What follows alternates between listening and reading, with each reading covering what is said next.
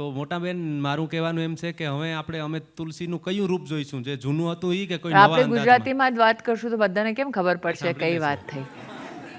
જ્યાં જાવ ત્યાં ગુજરાતી. हाँ, जहाँ जहाँ जहाँ गुजराती ત્યાં सदाकाल गुजरात। पण ये पूछ रहे हैं कि अभी तुलसी का क्या रूप दिखेगा। अब मैं आपकी ट्रांसलेटर बन गई हूँ। लेकिन मुझे ऐसा लगता है अगर आपकी अनुमति हो तो मैं थोड़ा हिंदी में अनुवाद करूँ। हाँ बिल्कुल, हिंदी हमारी ઘરની બહુ જેમ હતી એમ જ છે કે घर की बहू जैसे थी वैसी ही है। પણ ફરી મળીએ આપણે। एक और सवाल ले सकते हैं? हाँ। मी नागपूरमधून महाराष्ट्रमधून बापरे, ही काय आज मला लँग्वेजची टेस्टिंग चालली आहे का? नाव काय तुमचं दादा? प्रदीप नाव आहे. किती वर्ष झाले इकडे? मला 16 मध्ये आलो होतो इकडे. अरे वा, सांगा। मला एक माझा प्रश्न आहे तुम्हाला की महाराष्ट्रात आता मराठी भाषेवरून जे विवाद सुरू आहे, तर राज ठाकरे साहेब म्हणतात की जो हिंदी में बोलेगा त्याच्या कानाखाली वाजवेल, हे खरं आहे का? मुझे ऐसा लगता है, और मैं तो ये पहले से बता दूं आपको कि मेरी दादी महाराष्ट्रन है, मेरे दादा पंजाबी हैं जो पार्टीशन के बाद उत्तर प्रदेश में रहे, मुरादाबाद में। मेरे नाना बंगाली हैं और नानी जब विभाजन हुआ तो जो आज बांग्लादेश है वहाँ से आके विस्थापित धुबड़ी असम में रही। मुझे लगता है एक एक्टर ने ही बहुत अच्छी बात कही हाल फिलहाल में कि भाषा संवाद का विषय है, संयम का विषय है, राष्ट्र के प्रति अभिमान का विषय है और राष्ट्र को अलग अलग धाराओं के माध्यम से एक सूत्र में बांधने का विषय है। जब विवाद का विषय बनता है तो उससे ठेस किसी एक समाज, एक वर्ग, एक जाति, उपजाति या एक प्रदेश को नहीं, पूरे देश को पड़ती है। अगर हम भारत को मातृभूमि कहते हैं तो आप माँ के हाथ को चोट पहुँचाओ या माथे को, दिल माँ का दुखता है। तो हम 16,000 डायलेक्ट्स में बात करते हैं, 125 कॉन्स्टिट्यूशनली हमारी रिकग्नाइज लैंग्वेज है और हम आज भी प्रखरता से इसलिए आगे बढ़ रहे हैं क्योंकि हम सभी भाषाओं का सम्मान करते हैं। आणि मी तुम्हाला भेटते कार्यक्रम परत। अब हमने गुजराती मराठी सुन लिया, कोई बंगला में पूछने वाला तो वो भी पूछ ले।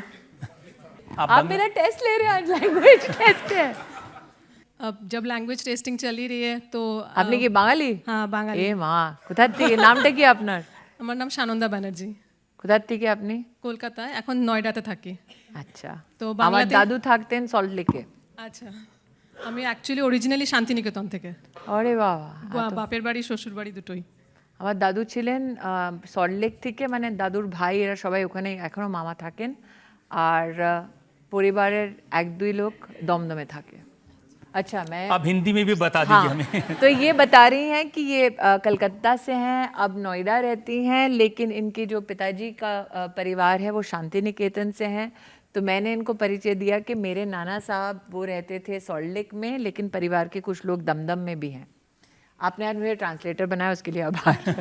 হ্যাঁ বলুন। আমি বাংলাতে একটা কোয়েশ্চেন জিজ্ঞেস করতে চাই যে আমাদের যে বাংলার মহিলা মুখ্যমন্ত্রী, উনি মহিলা হওয়ার সত্ত্বেও বাংলাতে যে এত স্পেশালি হিন্দু মহিলাদের ওপর এত অত্যাচার হচ্ছে সেটার কোনো বিচার নেই, এই ব্যাপারে আপনার কি মত?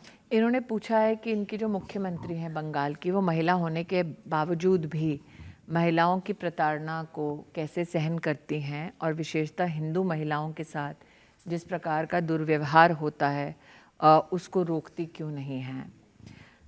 मुझे ऐसा लगता है दीदी कि विषय ये नहीं है कि महिला कौन है, पुरुष कौन है। जब आप सत्ता की कुर्सी पर विद्यमान रहते हैं तो आपका लक्ष्य एक होता है कि संविधान के संरक्षण में हर वर्ग, हर आयु, हर धर्म, हर जाति के लोग का संरक्षण।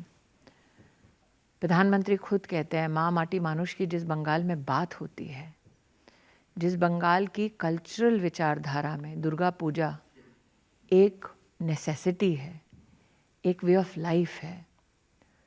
আমরা যে বলি না মহিলাটা ধর্ষিত হচ্ছে, महिला का जो बलात्कार होता है वो बंगाल में या देश में किसी को भी मान्य नहीं है। मैंने एक कार्यकर्ता के नाते बंगाल में वो नज़ारा देखा है और शायद दिल्ली में या नोएडा में बैठे नौजवानों को नहीं पता कि एक सामान्य गरीब घर का गांव का लड़का अगर टीएमसी ममता जी के खिलाफ आवाज़ उठाता है तो सार्वजनिक रूप से खेत में उसको फांसी लगा दी जाती है। जिन महिला कार्यकर्ताओं ने भारतीय जनता पार्टी के लिए बूथ पर काम किया, परिणाम आने के बाद बाल से घसीट कर सार्वजनिक उनका बलात्कार किया गया। गांव में भाजपा के कार्यकर्ता ना लौटे तो उन नेताओं ने बैठकर भरे बाजार बोली लगाई कि अपने घर की बहू बेटियों को हमारे साथ रात को भेजो, तब तुम्हें गांव में घुसने देंगे। तो ये राजनीतिक हकीकत है। और भाजपा के कार्यकर्ताओं के साथ ये सब बंगाल में नहीं, केरल में भी घटा। हाल ही में प्रधानमंत्री जी ने एक सज्जन को राज्यसभा में नॉमिनेट करने की बधाई दी। महामहिम राष्ट्रपति जी के वो नॉमिनी बने मास्टर साहब।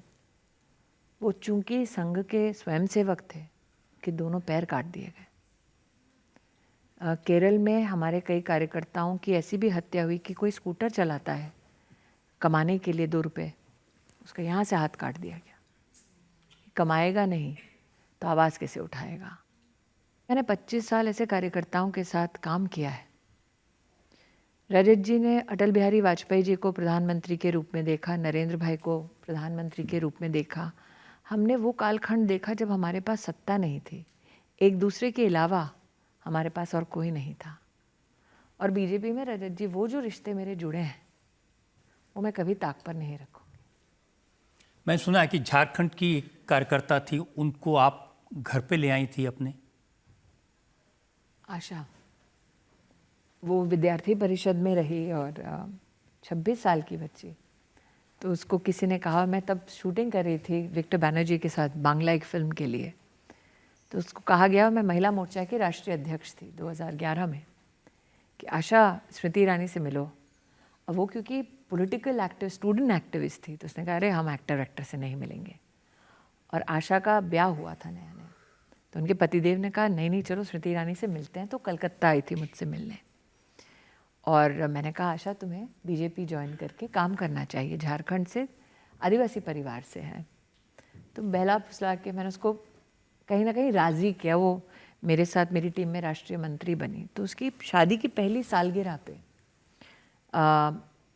हस्बैंड उसको शॉपिंग के लिए ले गया कि चल आज कुछ तोहफा दिलवाता हूँ, शादी की सालगिरह है। उसको दुकान पर छोड़ा और वो गए अपने लिए कुछ लेने। आशा को फ़ोन आया, नक्सलों का फ़ोन था कि तेरे पति को मार दिया है, तू बड़ी नेता बनती है, आके डेड बॉडी उठा ले।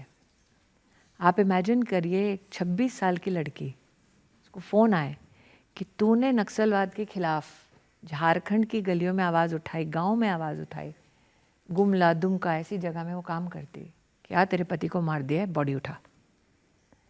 तो ऑब्वियसली वो शौक में चली गई थी। और अपने कार्यकर्ता को वो हमारे घर का हिस्सा है और आप एक 26 साल की लड़की को बर्बाद होते नहीं देख सकते। तो मैंने आशा को कहा चल मेरे साथ, बम्बई में मेरे साथ रही जब तक मुझे लगा कि आशा मजबूती से वापस अपने पैरों पर खड़ी ना हो, मेरे साथ रही।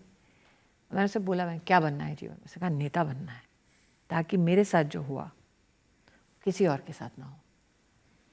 और रजत जी 27 साल, मैंने कहा आशा हम तेरे लड़का ढूंढे, दोबारा ब्याह कराएं? उसने कहा बिल्कुल नहीं, मेरी वजह से मेरे परिवार का कोई और व्यक्ति मरना नहीं चाहिए, मैं जीवन भर शादी नहीं करूँगी।